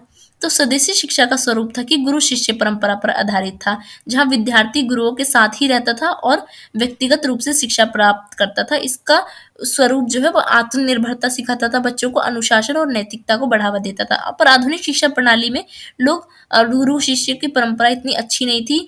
कॉलेज में औपचारिक रूप से पैसे देते थे तो वो पढ़ाने आते थे, तो औपचारिक संबंध होता था गुरु और शिष्य के बीच में, कोई घनिष्ठ संबंध नहीं होता था जैसे गुरु शिष्य प्रणाली में होती थी। तो इसका मुख्य उद्देश्य होता था कि प्रशासन के लिए और पढ़ाई के लिए उनको पढ़ाया जाए। ठीक है, जैसे आज हम पढ़ते हैं। पांचवा, महिला और समाज के अन्य वर्गों की भागीदारी भी दोनों में अलग अलग होती थी। स्वदेशी शिक्षा प्रणाली में महिलाओं को कठिन शिक्षा होती थी, तो जाति भी होती थी कि जाति के आधार पर भी भेदभाव किया जाता था शिक्षा में। पर आधुनिक शिक्षा प्रणाली में महिलाएं भी शामिल थी और जाति हर धर्म के लोग भी शामिल थे। तो ये डिफरेंस था। शिक्षा का प्रचार प्रचार भी बहुत इसमें भी डिफरेंट था। स्वदेशी शिक्षा प्रणाली मुख्य रूप से ग्रामीण क्षेत्रों में भी मिलता था, मंदिर में, मस्जिद में, गुरुकुल और पाठशालाओं तक, मतलब हर जगह मिल जाती थी ये शिक्षा। पर जो आधुनिक शिक्षा प्रणाली है वो कॉलेज स्कूलों में मिलती थी, जिसके लिए फीस ज्यादा लगती थी, तो सबके लिए अफोर्डेबल नहीं होती थी ये शिक्षा। तो शिक्षा के आर्थिक अवसर भी होते थे। ये जो स्वदेशी शिक्षा प्रणाली है उसका उद्देश्य होता था लाभ या करियर का विकास नहीं होता था, बल्कि लोगों को ये नैतिकता का पाठ पढ़ाना होता था। पर आधुनिक शिक्षा का ये काम होता था कि नौकरी के लिए, प्रशासन के लिए, सेवा के लिए लोगों को तैयार की जाए। तो शिक्षा का प्रभाव और परिणाम क्या रहा? स्वदेशी शिक्षा का परिणाम ये था कि भारतीय समाज की जड़ और परंपराएं से जोड़ती थी भारतीय लोगों को, भारत की सांस्कृतिक धार्मिक मूल्य को मजबूत करने का काम करती थी, सामाजिक संबंध बनाने का काम करती थी। पर आधुनिक शिक्षा प्रणाली क्या करती थी? ये आधुनिकता, वैज्ञानिक सोच, तर्क शास्त्र, इन सब पे जोर देती थी कि स्वतंत्रता संग्राम, समाज सुधार आंदोलन, इन सबसे प्रेरित हुआ था। तो ब्रिटिश शिक्षा प्रणाली का समाज पर प्रभाव ये पड़ा कि ब्रिटिश शासन के दौरान भारत में आधुनिक शिक्षा प्रणाली की शुरुआत का समाज पर गहरा प्रभाव इस पड़ा। इस प्रणाली ने भारतीय समाज में व्याप्त सामाजिक, सांस्कृतिक और राजनीतिक बदलावों की नींव रखी, जहां इसमें भारतीयों में आधुनिक विचार और प्रचार वहीं दूसरी ओर समाज में असमानताएं भी बढ़ा दी, क्योंकि एक वर्ग शिक्षा वो हो गया था अंग्रेजी बोलने वाला। तो आधुनिक विचारों का प्रचार प्रसार हुआ था, जिसमें क्या हुआ था, समाज में विज्ञान, तर्कशास्त्र, लोकतंत्र, मानवाधिकार, नए नए सब्जेक्ट और लोग नए नए चीजें जानने लगे थे, जिसमें राजा राम मोहन राय, ईश्वर चंद्र विद्यासागर, दयानंद सरस्वती, ये सब क्या थे, आधुनिक शिक्षा के प्रचारक थे। ये लोग प्रमोशन कर रहे थे, इनको अच्छा लगता था। तो अगर आधुनिक शिक्षा पढ़ के इन्होंने बाल विवाह, सती प्रथा, इन सब और जातिवाद भेदभाव के खिलाफ इन्होंने आवाज उठाई थी। दूसरी चीज, आधुनिक शिक्षा का प्रभाव ये पड़ा कि राष्ट्रीय चेतना में भी विकास हुआ। अब अंग्रेजी शिक्षा पढ़ने से लोगों में स्वतंत्रता की जागरूकता हुई। जिन लोगों ने जाना लिबर्टी क्या होता है, फ्रीडम क्या होता है, ये सब क्या होता है, तो उन्होंने स्वतंत्रता की मांग भी धरी। तो भारतीय जो शिक्षा है उसमें ये नहीं था। तो तीसरी चीज, अंग्रेजी भाषा का भी प्रचार हुआ। अंग्रेजी शिक्षा से आज भी हम देखते हैं कि हमारा समाज अधिकतर अंग्रेजी बोलने वाला ही हमें नौकरी वो जो होते हैं इन सब में देखने को मिलते हैं।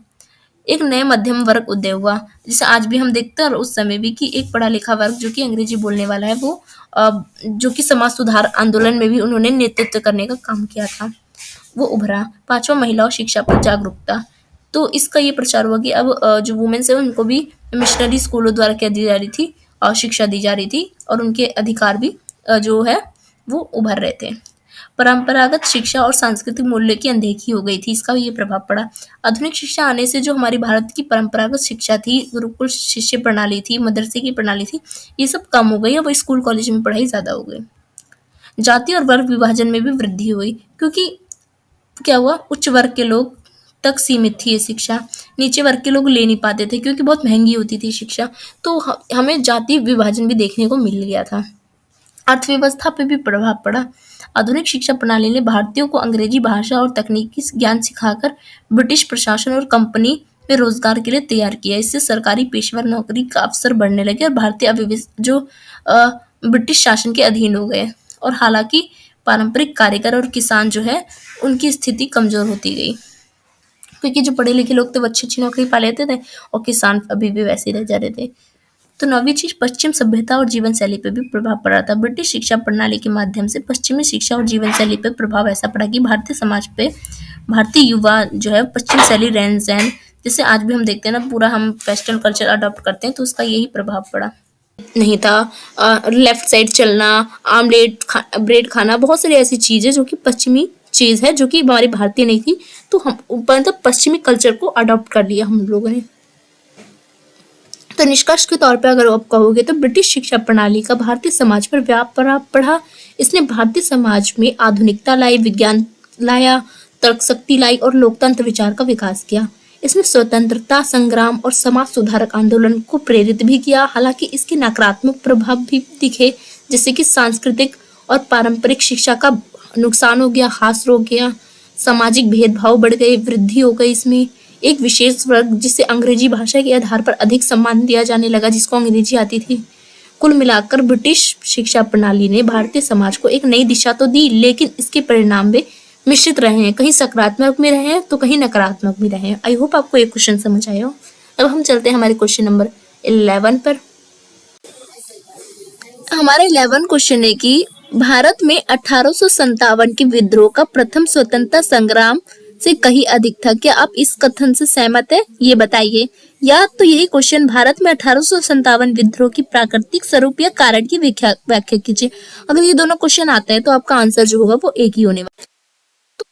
में आप लिखोगे कि 1857 का विद्रोह, जिसे भारतीय विद्रोह या सिपाही विद्रोह भी कहा जाता है, ये एक सैन्य विद्रोह था जो कि भारतीय सैनिकों सिपाहियों के असंतोष से शुरू हुआ था और ये ब्रिटिश साम्राज्य के खिलाफ एक विद्रोह था। लेकिन इसका मुख्य कारण था कि सैन्य उत्पीड़न और धार्मिक असहमति। इसमें मुख्य रूप से भारतीय सिपाही और कुछ स्थानीय राजाओं ने हिस्सा भी लिया था, लेकिन ये विद्रोह व्यापक रूप से भारतीय समाज में एक साझा राष्ट्रीय संघर्ष के रूप में नहीं देखा गया था, क्योंकि इसके परिणाम स्वरूप ये हुआ कि भारत में और भी अधिक कठोर शासन हो गया ब्रिटिशों का 1857 की क्रांति के बाद। प्रथम स्वतंत्रता संग्राम भी कहा जाता है 1857 की क्रांति को। तो ये भी कहा जाता है कि केवल एक विद्रोह था ये, क्योंकि स्वतंत्रता संग्राम जो होता है वो एक लंबा होता है, एक लंबे समय के लिए होता है, जो कि स्वतंत्रता संग्राम लंबे समय के लिए होता है, पर 1857 की क्रांति कम समय के लिए हुआ था। तो ये एक संगठित रूप से फैला नहीं था। तो इसमें जो स्वतंत्रता संग्राम होता है उसमें महात्मा गांधी, जवाहरलाल नेहरू, भगत सिंह, इन लोगों ने जो नेतृत्व करके जो किया था ना लंबे समय के लिए, उसको कहते हैं स्वतंत्रता संग्राम। जो कम समय के लिए होता है उसको स्वतंत्रता संग्राम नहीं कहते हैं, फिर भी 1857 को प्रथम स्वतंत्रता संग्राम कहते हैं, क्योंकि फर्स्ट टाइम भारतीयों ने अपनी आवाज उठाई थी। तो विद्रोह की प्रकृति क्या थी 1857 की क्रांति की, और स्वरूप क्या थी उसको भी जान लेते हैं। 1857 का विद्रोह मुख्य रूप से एक सैन्य विद्रोह था, जो कि ब्रिटिश ईस्ट इंडिया कंपनी के तहत भारतीय सिपाहियों द्वारा शुरू किया गया था। इसे प्रारंभ में ही सिपाही विद्रोह कहा गया था, क्योंकि इसका उद्देश्य था कि भारतीय सैनिक सिपाहियों की भड़काव और असंतोष के कारण ये हुआ था। हालांकि ये विद्रोह सिपाही विद्रोह तक सीमित नहीं था, इसमें स्थानीय राजा महाराजाओं और गैर आम जनता का भी सहयोग था। विद्रोह का स्वरूप स्थानीय और संगठित था, क्योंकि यह एक संगठित राष्ट्रीय आंदोलन के बजाय विभिन्न क्षेत्रों में फैले छोटे छोटे राज्यों में फैला था, और ये मुख्य रूप से दिल्ली, मेरठ, कानपुर, झांसी, लखनऊ, इलाहाबाद में तेजी से फैला था। तो 1857 के विद्रोह के कारण जानते। तो 1857 के विद्रोह का बहुत सारे कारण थे, कोई एक कारण नहीं था। तो पहला कारण था कि ब्रिटिश साम्राज्य की नीतियां जो कि भारतीयों का शोषण कर रही थी। पहला था कि सैनिक की स्थिति। ब्रिटिश शासन में भारतीय सैनिकों की स्थिति बहुत ही खराब थी। सैनिकों को कम वेतन दिया जाता था, निगरानी में रखा दिया जाता था और कम दर्जा दिया जाता था ब्रिटिश सैनिक के अकॉर्डिंग। इसके अलावा ब्रिटिश अधिकारी द्वारा भारतीय सैनिकों को सम्मान भी नहीं दिया जाता था, मूल्य की अनदेखी भी की जाती थी, रिस्पेक्ट भी नहीं चल जाती थी। दूसरा था कि सैन्य में की हथियारों का अपमान।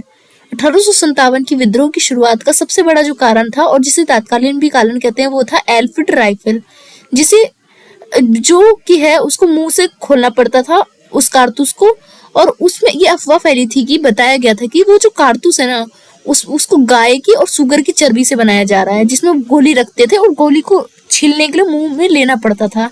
तो इस अफवाह से हिंदू और मुस्लिम दोनों सैनिक जो है वो गुस्से में आ गए, क्योंकि हिंदुओं के लिए गाय जो है वो माता होती है, तो उनको वो मांस के तौर पर मुंह में नहीं ले सकते, और जो शुगर होती है वो मुस्लिमों के लिए गलत, मतलब उनके धर्म में उनको वर्जित बताया गया है। तो हिंदू और मुस्लिम दोनों में ही इसकी वजह से क्या हुआ था, असंतोष की भावना फैली थी, क्योंकि गाय को हिंदू धर्म में पवित्र माना जाता है और मुस्लिमों के लिए शुगर की चर्बी का उपयोग अपवित्र माना जाता है। तो इसलिए दोनों ही धर्मों के लिए ये एक अपमानजनक स्थिति थी। 1857 की क्रांति का तीसरा कारण था कि सामाजिक और आर्थिक कारण, जिसमें धार्मिक हस्तक्षेप था। पहला चीज, ब्रिटिश ने हिंदू धर्म और इस्लाम के धार्मिक मामलों में हस्तक्षेप किया था, जिससे भारतीयों के बीच वो आक्रोश वो पैदा हो गया था। जैसे हिंदू धर्म में सती प्रथा का विरोध किया था, मिशनरी गतिविधियों को फैलाया था, इससे भारतीय धर्मनिरपेक्षता को चुनौती मिली थी। इसके अलावा वैधानिक बदलाव भी किए थे, जैसे विधवाओं के पुनर्विवाह का कानून बनाया था उन्होंने, नाबालिगों की शादी के खिलाफ कानून बनाया था। तो इससे जो भारत में जो ब्राह्मण थे ना, जो सोचते थे कि हमारी परंपरा है, उसको ये लोग बदल रहे हैं। तो 1857 की क्रांति का चौथा कारण था राजनीतिक कारण। इसमें पहला चीज था कि कुलीनता की समाप्ति।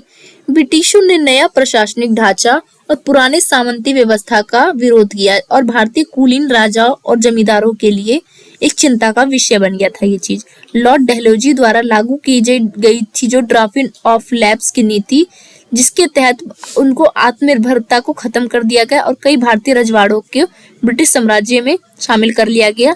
इससे भारतीय राजाओं और शासकों में आक्रोश फैल गया। मतलब इस नीति के तहत क्या किया डलहौजी ने, मैंने आपको ऊपर बताया कि डलहौजी की नीति क्या थी, ड्रॉपिंग ऑफ लैब्स की, जिसमें वो लोग राज्य हड़प लेते थे, अपने सैनिक को खड़ा करते थे उनके दरबार में।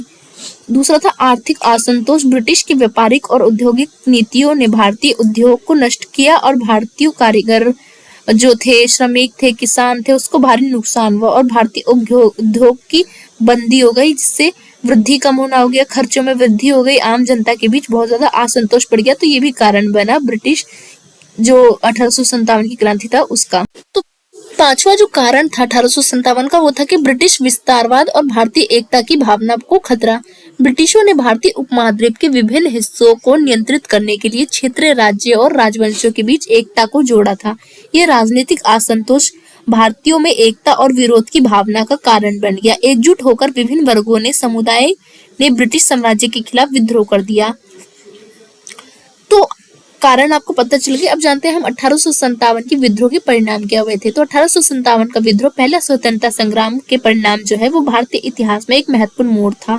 विद्रोह ने भारतीय समाज में, राजनीतिक में और ब्रिटिश साम्राज्य के बीच रिश्तों को गहरे तौर पर प्रभावित किया। हालांकि ये विद्रोह अपनी पूरी ताकत के साथ विफल भी हो गया था, लेकिन इसका परिणाम भारत में महत्वपूर्ण बदलाव लाया, जो कि भारतीय स्वतंत्रता संग्राम के लिए प्रेरणा का स्रोत तो बन गया था। सफल नहीं हुआ पर एक प्रेरणा स्रोत बन गया था। तो पहला परिणाम हुआ कि ब्रिटिश साम्राज्य का प्रशासनिक परिवर्तन हो गया। मतलब विद्रोह के बाद ब्रिटिश साम्राज्य ने ईस्ट इंडिया कंपनी को समाप्त कर दिया और भारत का पे जो प्रशासन था वो क्राउन का हो गया। अब पूरी तरह से राजा का शासन, जो ब्रिटिश की रानी होती थी वो पूरी तरह से भारत पे शासन कर रही थी वहां बैठे बैठे।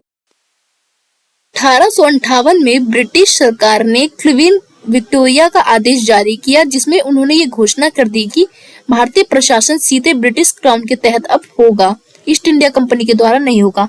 तो पहले ईस्ट इंडिया कंपनी का राज था, पर ईस्ट इंडिया की कंपनी के राज के बाद सीधा ब्रिटिश की जो रानी थी उसका शासन हो गया था 1858 में। अब भारत सरकार अधिनियम के तहत क्या हुआ, ब्रिटिश संसद ने भारत के शासन को नियंत्रण में ले लिया और एक वायसराय नियुक्त किया और भारत में ब्रिटिश शासन संचालन का मुख्य अधिकारी घोषित कर दिया वायसराय को।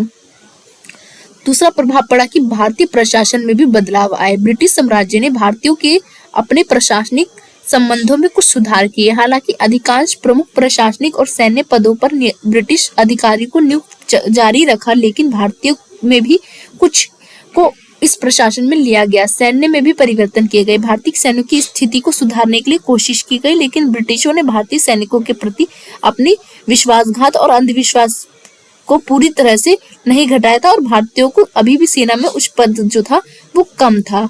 तो तीसरा जो कारण था परिणाम जो था 1857 की क्रांति का, वो ये था कि सामाजिक और धार्मिक सुधार हुए थे। इससे मतलब ब्रिटिश साम्राज्य ने धार्मिक हस्तक्षेप से बचने की नीति अपनाई और भारतीय के धार्मिक मामलों में दखल देना कम कर दिया। हालांकि सती प्रथा जैसी अत्याचारपूर्ण प्रथाओं को पे उन्होंने रोक तो लगाई थी। शासन में सुधार भी करा उन्होंने। कुछ सामाजिक सुधार को बढ़ावा मिला, जैसे बाल विवाह, विधवा पुनर्विवाह, इन सब पे कानून बनाए उन्होंने और उन्हें सुधारा। सामाजिक असमानता पर भी अंकुश लगाया। सिख, मुसलमान, हिंदू के बीच कुछ संवाद को समझ के उनके प्रयास किए कि ताकि ब्रिटिश साम्राज्य के खिलाफ सामूहिक विद्रोह को टाला जा सके। चौथा परिणाम हुआ कि कृषि और आर्थिक प्रभाव। विद्रोह ने भारतीय कृषि व्यवस्था को प्रभावित किया, क्योंकि युद्ध के कारण भूमि पर भारी तबाही मच गई थी। हालांकि इसके बाद ब्रिटिशों ने अपनी आर्थिक नीतियों में बदलाव तो किए, लेकिन भारत पे इस पे शोषण पड़ा। जो मैंने ऊपर बताया था कृषि का व्यवसायीकरण, वही वाणिज्य और व्यापार में भी कुछ सुधार किए गए, लेकिन ब्रिटिशों ने भारतीय व्यापारियों की स्वतंत्रता को दबाए रखा और भारतीय उत्पादकों का उच्च कर लगाए। पांचवा परिणाम हुआ कि भारतीय समाज में मानसिकता का बदलाव हुआ। अब 1857 का विद्रोह भारतीय समाज में राष्ट्रीयता और स्वतंत्रता की भावना को जागरूक करने में एक महत्वपूर्ण भूमिका निभाता था। भारत में ब्रिटिश शासन के प्रति विरोध की भावना बढ़ी और धीरे धीरे भारतीयों में स्वतंत्रता प्राप्ति की आशंकाएं मजबूत होने लगी। ये विद्रोह भारतीय समाज को एकजुट करने की दिशा में पहल साबित हुआ। स्वतंत्रता संग्राम के लिए यह विद्रोह प्रेरणा का स्रोत बन गया और अगले कुछ दशकों में भारतीय नेतृत्व ने इस आंदोलन के माध्यम से ब्रिटिश साम्राज्य के खिलाफ कई संघर्ष किए। चौथा प्रभाव पड़ा कि सैन्य और प्रशासन में भारतीयों की प्रतिनिधित्व बढ़ गई। भारतीय सैनिकों की स्थिति में सुधार आना का प्रयास किया, लेकिन ब्रिटिशों ने सैन्य में भारतीयों का प्रतिनिधित्व कम कर दिया, क्योंकि बहुत ज्यादा कम भर्ती करने लगे, क्योंकि विद्रोह ना हो और भारतीय सैनिकों को उच्च पद में भी नियुक्ति कम हो गई। ब्रिटिशों ने भारतीय राजाओं और रजवाड़ों के अधीनस्थ बनाए रखा, मतलब अभी भी इसको अपने अधीन रखा और उन्हें विश्वास दिलाया कि उनका शासन उनकी सत्ता की सुरक्षा के लिए है, जिससे ब्रिटिश साम्राज्य के प्रति वो वफादार रहेंगे। सातवां बदलाव हुआ कि सांस्कृतिक बदलाव। भारतीय समाज में सांस्कृतिक जागरूकता बढ़ी। जिससे आगे चलकर भारतीय पुनर्जागरण और सामाजिक सुधार आंदोलन, जिसमें ब्रह्म समाज, वेदांत आंदोलन, ये सब उभरा। तो हालांकि ब्रिटिश शासन का विस्तार हुआ, विधायिका का निर्माण हुआ और इन ये सब प्रभाव जो हुए ये 1857 की क्रांति के। क्या 1857 का जो विद्रोह था वो स्वतंत्रता संग्राम से कहीं अधिक था? तो 1857 का विद्रोह जो है, जिसे पहला स्वतंत्रता संग्राम कहा जाता है, वो भारतीय इतिहास में महत्वपूर्ण घटना था। इस पर विचार करते हुए ये सवाल उठता है कि ये स्वतंत्रता संग्राम से कहीं अधिक था। तो हाँ, हम कह सकते हैं कि स्वतंत्रता संग्राम से अधिक क्यों माना जा सकता है। तो उसका पहला कारण है कि इसमें सामाजिक और सांस्कृतिक संदर्भ जुड़ा हुआ था। 1857 का विद्रोह केवल राजनीतिक तक ही नहीं था स्वतंत्रता के लिए, बल्कि समाज, सांस्कृतिक और धार्मिक बदलावों के लिए भी था। जब ब्रिटिशों ने सांस्कृतिक में, धार्मिक में, इनमें अपना हस्तक्षेप किया, तो भारतीयों ने अपने धर्म, संस्कृति, परंपराओं को बचाने के लिए ये आंदोलन किया। तो हम कह सकते हैं कि हाँ, स्वतंत्रता संग्राम से कहीं ऊपर था। दूसरा कि राष्ट्रीय एकता का प्रतीक भी ये बना, यानी इस विद्रोह ने सभी जाति, सभी धर्मों को एकजुट करने का कार्य किया। किसान, पेशेवर, सब, हिंदू, मुस्लिम, सब इसमें आए थे। तो ये राष्ट्रीय एकता का प्रतीक बना था। तो कह सकते हैं हम कि हाँ, स्वतंत्रता संग्राम से कहीं ऊपर था। शाही सत्ता का संरक्षण भी था इसमें। 1857 की जो क्रांति था उसमें ब्रिटिश के खिलाफ नहीं था, बल्कि भारतीय रजवाड़े, कुलीनता और इसकी अस्तित्व की रक्षा के लिए भी था ये। जब ब्रिटिश ने ड्राफ्टिंग ऑफ लैप्स की नीति के तहत भारतीय रजवाड़ों को समाप्त करना शुरू किया, तो भारतीय शासकों ने कुलीन वर्गों को असंतोष हुआ। ये असंतोष की भावना पैदा हुई कि शाही सत्ता का भी संरक्षण किया जाना चाहिए। इसलिए लखनऊ, दिल्ली में क्या हुआ, जो मुठभेड़ का समय जो है ये हुआ था, और दिल्ली मेरठ के जो शासक थे उन्होंने इसमें योगदान दिया था। चौथा कि ब्रिटिश साम्राज्य के खिलाफ एक भावनात्मक प्रतिकार भी था। ये केवल राजनीतिक आंदोलन नहीं था, बल्कि ब्रिटिश के खिलाफ एक गहरे भावनात्मक प्रतीक था। भारतीय में महसूस किया कि ब्रिटिश केवल उनकी सत्ता का जो संसाधन है उसका शोषण कर रहा है, और धार्मिक, सांस्कृतिक, इन सब का भी अब मिटाना चाह रहा है हमारी परंपरा। संग्राम से कम क्यों माना जा सकता है? तो इसमें संवेदनशीलता का अभाव था। तो इसमें बहुत सारे दिल्ली, लखनऊ, मेरठ आदि ये तो शामिल तो हुए थे, पर भारतीय जनता द्वारा ये संगठित नहीं हो पाया था संगठित रूप से, क्योंकि इसमें सब कोई संचार का एक माध्यम अच्छे से नहीं हो पाया था, कम्युनिकेट नहीं हो पाया था। तो ये एक संवेदनशील भावना का अभाव देखा गया। दूसरा, कांग्रेस का निर्माण और राजनीतिक विचारधारा। 1857 के बाद राजनीतिक में धीरे धीरे एक नया मोड़ आया और स्वतंत्रता संग्राम को अगले कुछ दशकों तक भारतीय राष्ट्रीय कांग्रेस की स्थापना, जो कि 1885 में, उसके बाद राजनीतिक आंदोलन के रूप में इसे लड़ा गया। तो कह सकते हो कि राजनीतिक विचारधारा बन गई।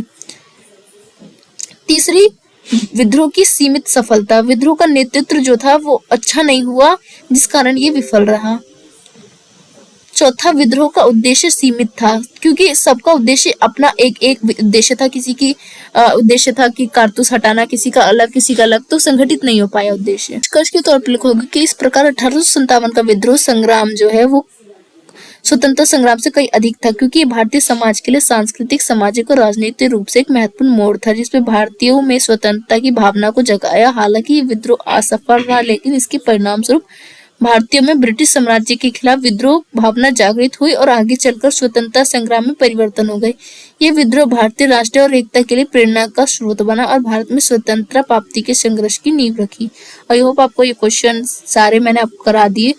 तो ये वीडियो होती है यहाँ पे अभी खत्म। वीडियो अगर आपको अच्छी लगी तो वीडियो को लाइक कीजिएगा, दोस्तों कॉलेज ग्रुप में शेयर कीजिएगा। वीडियो कैसी लगी कमेंट सेक्शन में जरूर बताइएगा। और ये वीडियो आप टेलीग्राम से, ये जो इसका PDF है, हिंदी मीडियम, इंग्लिश मीडियम दोनों में खरीद सकते हो।